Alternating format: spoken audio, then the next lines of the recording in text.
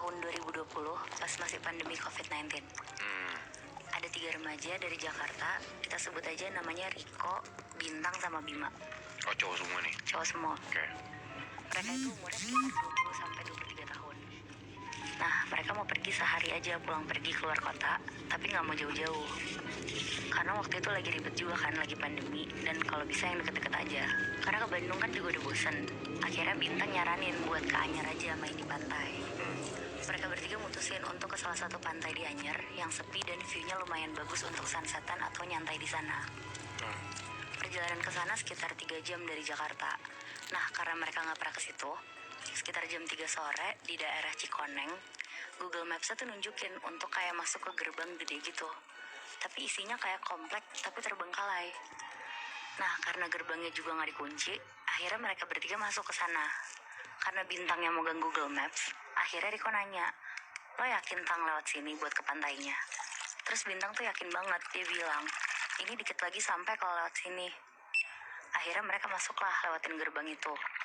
Pas mereka masuk, ternyata itu tuh villa semua isinya, jadi bukan komplek perumahan. Akhirnya mereka terus ngikutin jalan sesuai maps-nya. Tapi Bima di situ bilang, "Kok perasaan gue nggak enak ya kita kesini? Nggak mau cari pantai yang lebih ramai aja?" Tapi si Bintang tuh kekeh aja mau ke pantai ini karena alasan sepi dan katanya tuh bagus. Jadi kondisinya tuh Moebi, kanan kiri tuh villa, dan rumput-rumputnya tuh kayak udah panjang semua, kayak nggak keurus. Enak, berarti ini mereka lagi di semacam villa-villa gitu yang mana setelah ngelewatin villa ini mereka sampai ke pantainya? Iya bener. Oh, oke. Terus? Nah, pas lagi jalan pelan-pelan sambil ngeliat kanan kiri, Riko yang lagi nyetir tuh ngeliat dari spion kanannya dia. Ada nenek-nenek pakai kebaya merah lagi jalan sendirian. Berarti posisinya di belakang mobil dia itu kan nenek-neneknya. Tapi sama Riko tuh nggak terlalu dipikirin karena ya mungkin nenek-nenek ini tuh mau ke arah pantai juga.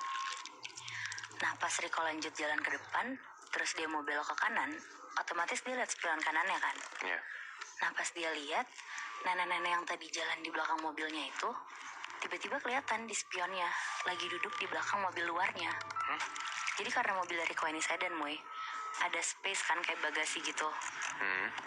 Nah, nenek-neneknya tuh duduk di situ sambil senyum-senyum melihat kanan kiri. Kebayang nggak? Jadi di atas bagasinya sedan gitu? Iya. Wow. Nah, itu tuh Riko kaget banget sampai banting setir ke kiri. Tapi nenek-nenek itu bener-bener masih duduk nempel aja di atas bagasi mobilnya. Wow.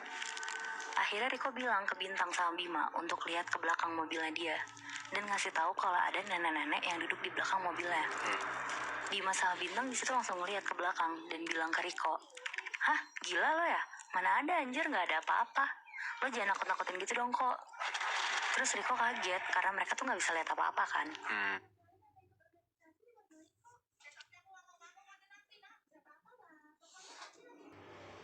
Akhirnya Bintang bilang, "Udahlah, jangan macem-macem, kita kan mau ke pantai, jangan yang aneh-aneh lah bahasnya." Nah, akhirnya sekitar jam 4 sore, mereka udah sampai nih di pantai itu. Di dekat pantai itu tuh ternyata ramai, Moebi. Kayak ada warung-warung, ada tempat makan seafood juga. Tapi karena mereka datang pas lagi pandemi dan hari kerja, jadi kebetulan pengunjung tuh cuma mereka aja. Jadi penghuni di sana banyak tapi nggak ada pengunjung? Iya, benar. Oke, terus? Akhirnya mereka cari spot lah di bawah pohon gede rindang biar adem. Si Riko bawa tikar, terus mereka pakai itu buat tidur-tiduran. Nah, Bintang sama Bima nggak lama main air di pantainya. Riko tuh juga pengen ikut, tapi sorean lagi katanya, soalnya dia mau tidur-tiduran dulu, capek nyetir katanya. Pas dia lagi merem, kayak ada yang netes-netes gitu dari atas pohon kena bajunya Riko. Riko kaget, langsung kebangun, kirain hujan kan. Pas dia melek, Moebi, di atas pohon gede itu ada nenek-nenek yang tadi numpang di mobil Riko. Lagi mangap, terus liurnya tuh netes ke bawah, ke bajunya Riko. Riko loncat, terus langsung lari ke Bima sama Bintang dan langsung bilang, "Sumpah, di atas pohon ada nenek-nenek, sumpah." Mereka berdua langsung nyamperin tempat Riko itu kan. Dan pas dilihat tuh gak ada siapa-siapa, Moebi. Sama sekali. Mereka bener-bener cuma bilang ke Riko, "Lo mah cuma kecapean aja kali, jadi halu dari tadi." Terus Riko tuh bilang, "Lo lihat deh, ini baju gue tuh basah, bau lagi." Jadi bajunya Riko tuh kayak bau anjir kayak gitu loh. Dan emang bajunya Riko tuh kelihatan basah. Nah, habis itu dia langsung ganti baju dan pindah tempat duduk. Jadi udah gak duduk di situ lagi. Terus dia bilang ke Bima sama Bintang untuk pulang sebelum gelap, karena dia males ngeliat macam-macam sendirian lagi kan. Karena dia udah ketakutan dan teman-temannya masih main air, akhirnya si Riko ini melipir, duduk di warung yang ada di sana. Dia mikir mending dia di dekat warga lokal aja lah daripada dia sendirian kan nungguin temen-temennya. Nah kebetulan yang jaga warung ini tuh kakek-kakek dan ada cucunya anak kecil kayak masih sekitar umur 9 tahunan lah.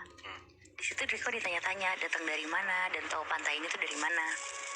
Terus pas udah ngobrol lumayan lama, akhirnya Riko cerita ke kakek ini. Dari tadi pas OTW sini tuh dia ditumpangin sama sosok nenek-nenek. Dan pas dia lagi tiduran di bawah pohon gede itu, nenek-neneknya tuh ada lagi di atas pohon. Pokoknya dia ngerasa diikutin terus sama nenek ini. Anak kecil si cucunya ini ngedengernya tuh ketawa-tawa ke kakeknya. Riko bingung dong, kan soalnya dia cerita juga serius kan, nggak ada maksud bercanda. Iya, terus serem gitu kan. Iya, tapi kenapa diketawain kan? Nah karena dia diketawain kayak gitu, akhirnya si Riko tuh jadi males dan jadi diem aja bengong sambil ngeliat ke arah pantai. Nah gak lama, dari arah samping kanan Riko datang nenek-nenek yang tadi dia lihat ke arah warung yang didudukin Riko. Jadi Riko kayak duduk di kursi kayu gitu yang ada mejanya juga di depan warung itu. Nah kebetulan si nenek ini tuh juga duduk di sebelah Riko. Sebelah banget. Sebelah banget, Moy. Anjir. Tapi Riko tuh pura-pura gak lihat ke arah nenek itu dan ngeliat ke pantai aja sambil deg-degan. Riko tuh berusaha ngeliat pakai ekor matanya Riko loh, Moebi, ke arah nenek ini. Nah pas kelihatan si kakek warung ini tuh ngasih segelas kopi hitam. Kopinya tuh pekat banget ke si nenek ini. Riko tuh kaget kalau si kakek ini tuh ternyata bisa ngeliat kan nenek-nenek ini. Akhirnya Riko nengok ke arah mereka. Pas Riko nengok kanan, nenek, kakek, sama anak kecil itu tuh ngeliatin Riko sambil senyum nyengir gitu loh. Ini serem banget. Tapi tuh diem aja, nggak gerak sama sekali.